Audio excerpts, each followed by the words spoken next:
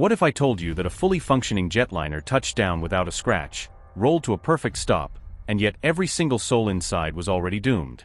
Saudi Arabian Airlines Flight 163 remains one of aviation's most haunting riddles, a flight that landed safely but became a sealed tomb for 301 people.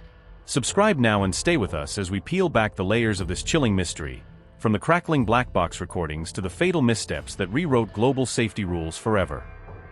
August 19, 1980, Riyadh, Saudi Arabia. It was a warm, calm evening as Saudi Arabian Airlines Flight 163 prepared for a short domestic hop to Jeddah. The Lockheed L-1011 TriStar, a wide-body marvel of the era, was a trusted workhorse. On board, 287 passengers and 14 crew members. Families, business travelers, pilgrims heading home. No one sensed that history was about to remember their flight for all the wrong reasons. Captain Mohammed Ali Cowiter was at the controls, flanked by First Officer William H. Hunt and Flight Engineer Bradley Curtis. All three were seasoned professionals. The aircraft itself had a spotless record and had passed pre-flight checks without a hitch. At 9:08 p.m., the TriStar lifted off from Riyadh's King Khalid International Airport. The climb was smooth, the desert night calm. Passengers settled in for the hour-long journey, unaware that a silent threat lurked just beyond the cabin walls. 7 minutes into the flight, the first hint of trouble emerged, a faint wisp of smoke detected in the aft cargo hold. Flight attendants noticed an acrid smell, like burning plastic. The crew immediately consulted their checklists. The fire warning light flickered. At first, it was easy to dismiss. False alarms weren't unheard of. But the odor intensified. Within minutes, the crew declared an emergency and turned back toward Riyadh. Air traffic control cleared the TriStar for an immediate return. The pilots remained calm, their voices steady as they coordinated a swift descent. The fire, however, had other plans. As the plane circled back, passengers began coughing. Smoke seeping into the cabin grew denser. Flight attendants handed out wet cloths and tried to keep order, but fear spread as fast as the fumes. Meanwhile, the source of the blaze, later traced to a likely electrical short or improperly stored materials, was devouring oxygen in the rear cargo area. Fire suppression systems were inadequate for what was becoming an inferno. Despite the chaos behind them, the cockpit crew executed a textbook landing at 9:35 p.m., just 25 minutes after takeoff. The touchdown was so smooth that ground observers thought it was an ordinary arrival.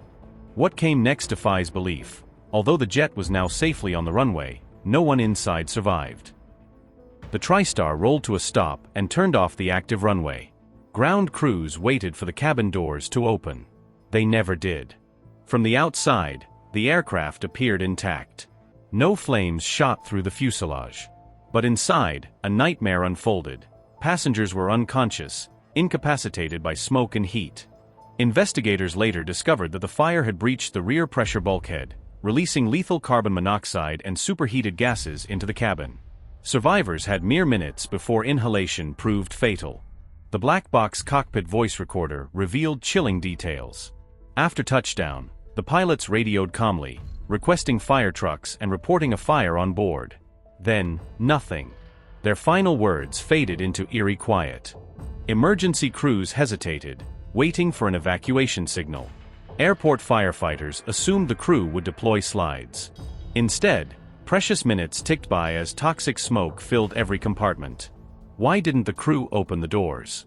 Theories range from incapacitation due to smoke to adherence to outdated protocols requiring engines to shut down completely before evacuation. Flight Engineer Curtis may have left his post to inspect the fire, only to succumb almost instantly. The captain and first officer likely lost consciousness while running through shutdown procedures. Outside, firefighters struggled with confusing instructions and communication gaps. Riyadh's emergency services weren't equipped for a large-scale jet fire. Hydrants failed, and coordination broke down. 23 agonizing minutes passed before firefighters finally breached the fuselage. By then, all 301 occupants were dead, most from smoke inhalation long before flames consumed the cabin. The aircraft burned for hours afterward, a grim monument to a disaster that defied logic, a perfectly landed jet that became a coffin. The Saudi Aviation Authority, aided by international investigators, faced a baffling question. How could a simple cargo hold fire lead to such comprehensive loss of life after a safe landing? Black box data showed that the fire warning sounded only minutes after takeoff, giving the crew little time. But experts noted that the L-1011's fire detection and suppression systems lagged behind evolving standards. The cargo hold lacked modern halon fire extinguishers.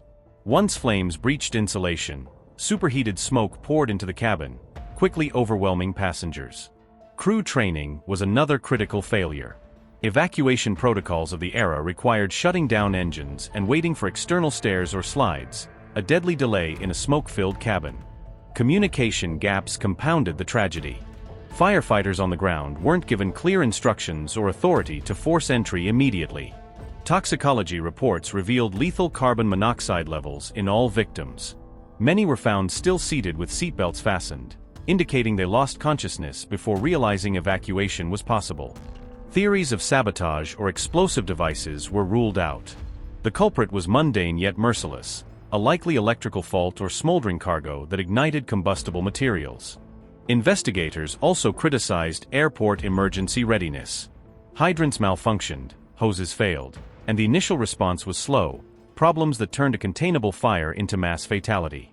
Lockheed, the aircraft's manufacturer, faced scrutiny but ultimately worked with regulators to upgrade fire detection and suppression systems across the fleet. Flight 163's grim legacy forced a worldwide reckoning in aviation safety, proving that survival after landing isn't guaranteed when smoke claims the cabin first. The disaster spurred sweeping reforms. International aviation authorities mandated improved fire detection sensors and halon extinguishers in cargo holds. New rules required immediate evacuation if fire or smoke is suspected, engines running or not. Crew training worldwide shifted towards speed over procedure when lives are at stake. Cabin materials were redesigned to resist flame and emit less toxic smoke, buying passengers critical extra minutes.